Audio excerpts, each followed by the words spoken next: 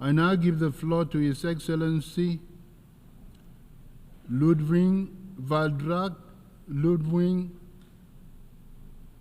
Jaentschke Whitaker, Minister of Foreign Affairs of Nicaragua.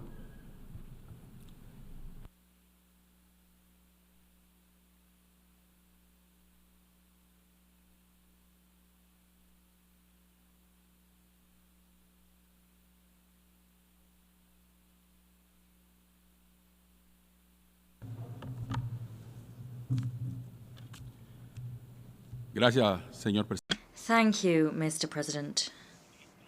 Ministers, representatives, after hearing so much analysis, the description of so much misfortune, so many calamities, and after hearing detailed descriptions of the Holocaust that afflict us as a human family, after watching so much intelligence sparkle before our eyes, we are left in silence, contemplating the void, because whilst we have knowledge, or whilst we think we have knowledge, we do not find, we cannot detect common responses to the weaknesses and pains that beset our society. There are no responses being found to the abuses, aberrations, the aggressions of global powers, to the unjust global order that from every angle seems to increasingly suffocate us.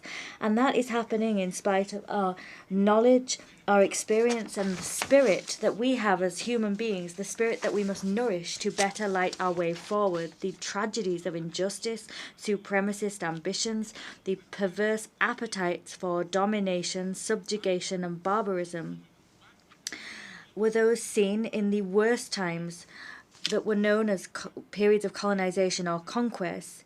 These phenomena seem to be worsening, keeping humankind perpetually enslaved to the basest sentiments, avarice, greed, and the imposition of models by some on others. This is all causing us to stray further and further from the principles and values of equality and rights that, with sweat and tears, humanity and intelligence thought they had won. Disaster after disaster, we continue to sow war as the savage MO of imperialism and capitalism. They too are savage, barbaric, and fierce, and we're walking towards the extinction of all human beings. We are refusing to accept that only peace can triumph. That is true because peace is justice. Peace is peaceful coexistence. Peace is respectful cooperation. It is the furtherance of freedom, dignity, and the sovereignty of all peoples. Those philosophies, those principles will guarantee that we can live a life better than ever before. But today, peace stands before us as one of the most distant illusions. We're not on a journey to peace. And incidentally, we're not acquainting ourselves with this just and lasting peace that could place us on a path towards a world of brotherhood, happiness, and solidarity. Every morning, in so many corners of our planet, we wake up to death and more death. We wake up to people being sacrificed on the bonfires of the insipid supposed superiority of some over others. We wake up before killings and massacres which should mark the consciences of warlords, magnates, and those that traffic in apocalyptic wars. These wars are imposed on some people and by some people on others, and they lay waste to beings, cultures, lands. They crucify, and they do all of this to ensure that life meets their tastes, whims, and interests. In these daily massacres, how much do we lose, particularly when it comes to the most deeply rooted human emotions that we have: love, brotherhood, and hope?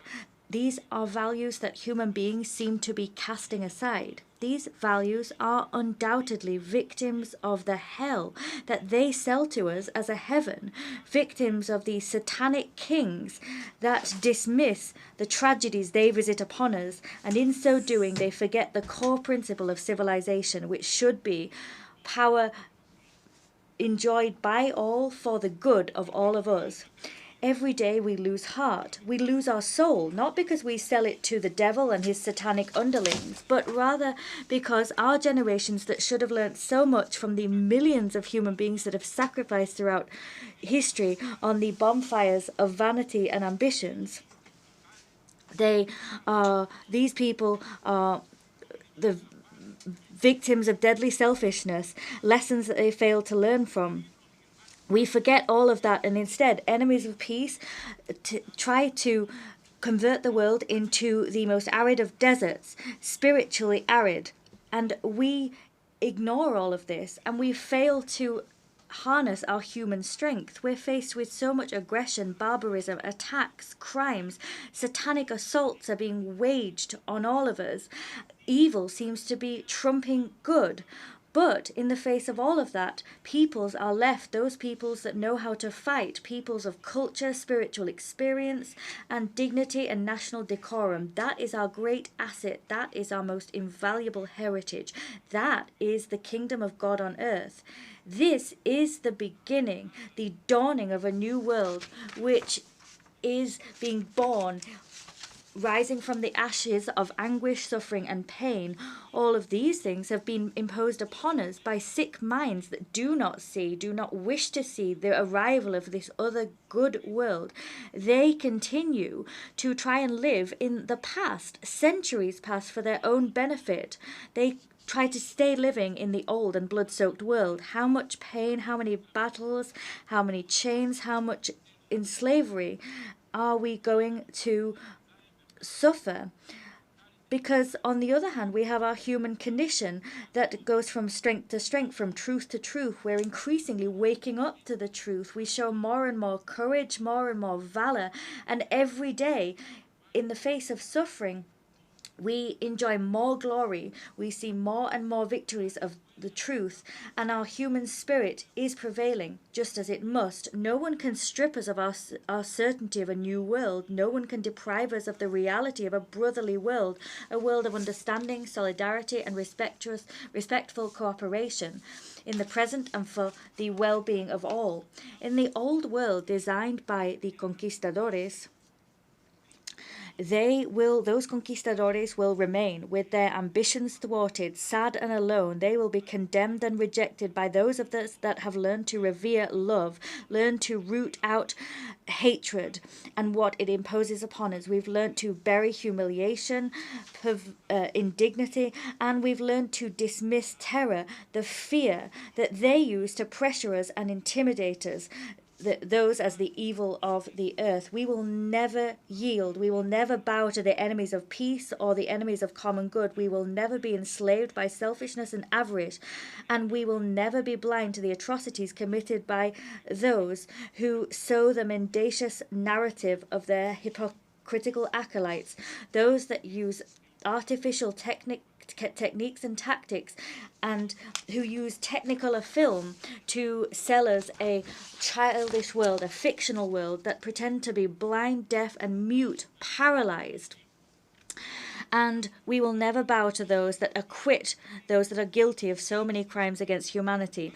We will not be silent, ever. We denounce and condemn the genocide that the government of Israel and its First World allies have committed, commit, and continue to commit against the glorious people of Palestine, against the courageous people of Lebanon, and against so many other brave, valiant, dignified people. None of us will yield to brutality. We are not silent. We will never be silent. We denounce and condemn the aggressions against Syria, Iran, and against all other great peoples in their struggles. We stand with our brothers on all continents. We will never be silent. We denounce and condemn the occupation and hijacking of the rights of peoples such as Haiti. We are not silent. We will never be silent. We denounce and condemn the systematic policy of extermination of cultures and rights that colonial imperialist powers visit upon peoples, governments, and countries who, like Cuba, Venezuela, Bolivia, Nicaragua, are members of the Bolivarian Alliance for the Peoples of our America.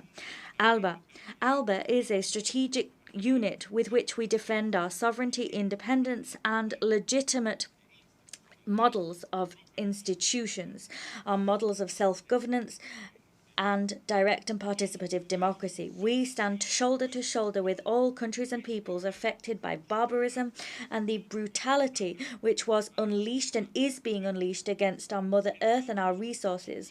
That is causing what we know today as climate change. Climate change is none other than selfishness and the pillaging of our earthly resources. That pillaging has created myriad disasters which are not natural, disasters which require climate justice, disasters that have been imposed upon us by selfish slave masters, the pillagers of our world, the filibusterers. They've done all of that without regard for what we're losing, without compensation, redress, or reparation for what we've lost. We stand shoulder to shoulder in brotherliness, solidarity, in just struggles for food security, health security, education, rights, human security. These are all rights that we will never give up on.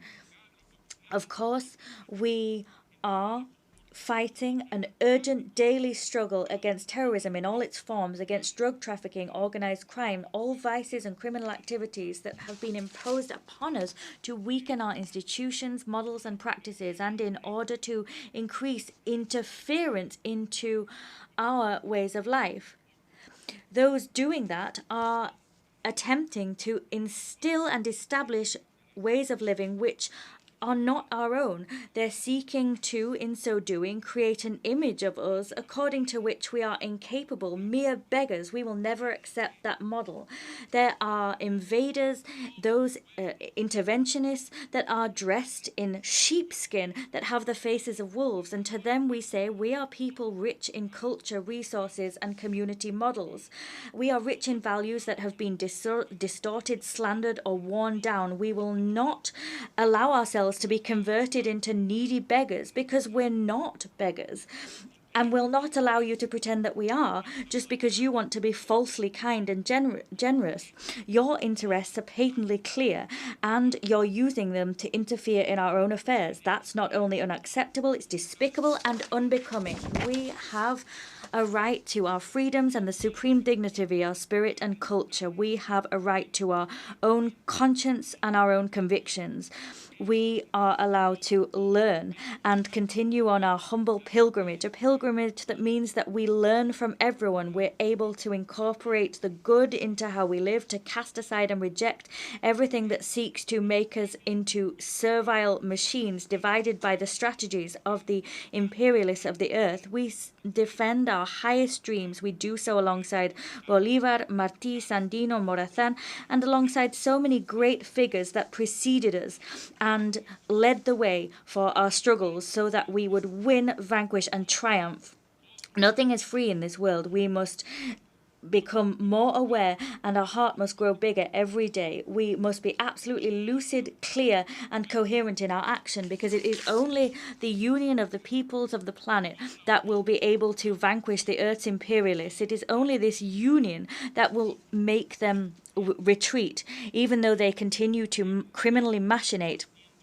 And they do everything they can to distort us, but we will distort them.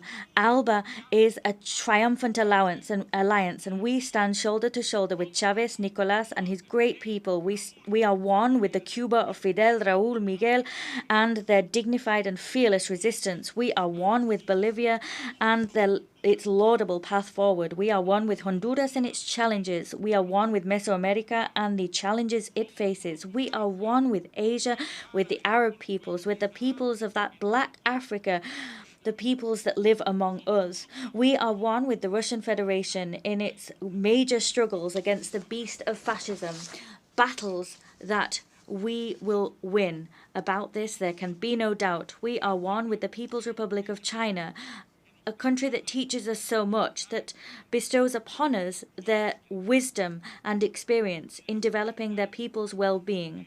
They bring to us lessons of global solidarity for a community of the future. We stand with all the fighters and warriors of the world, and with the strength and dignity that we've always had. And today, we will not allow ourselves to be crucified for these values.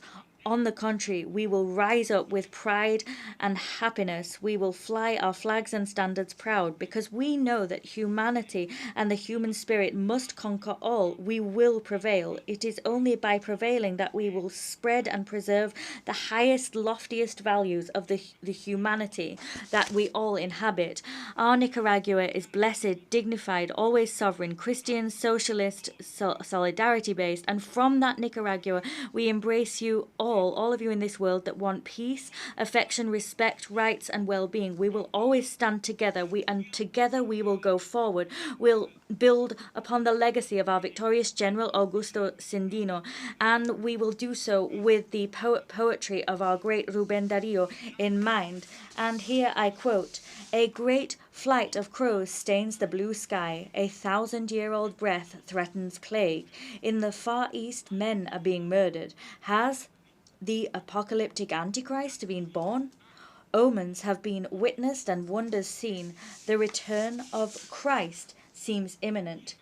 The earth is pregnant with pain so deep that the dreamer, imperious, lost in thought, suffers all the anxieties of the heart of the world. Executioners of ideals afflict the earth, locking up humanity in a shadowy pit, along with the brutes of hatred and war. O Lord Jesus Christ, why do you take so long?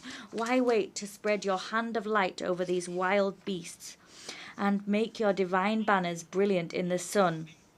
It rises suddenly, pouring out life's essence over so many crazed, sad, or hardened souls, so in love with darkness as to forget your sweet dawn.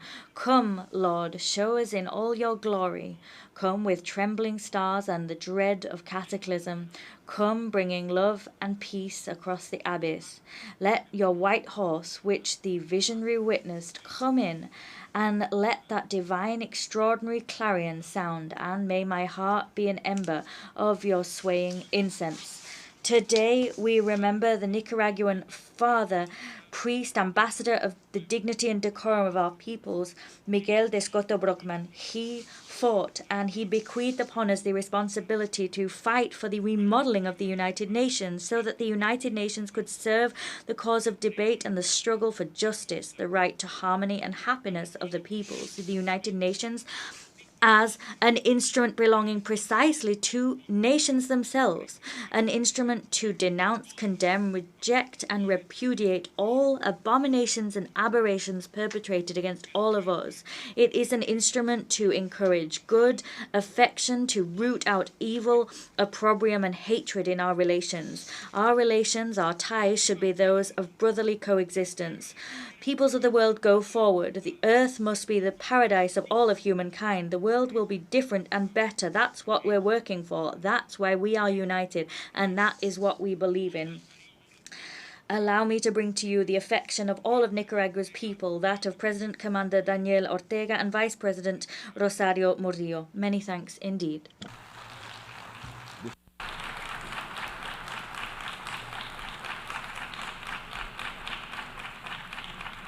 I thank the Minister for Foreign Affairs of Nicaragua.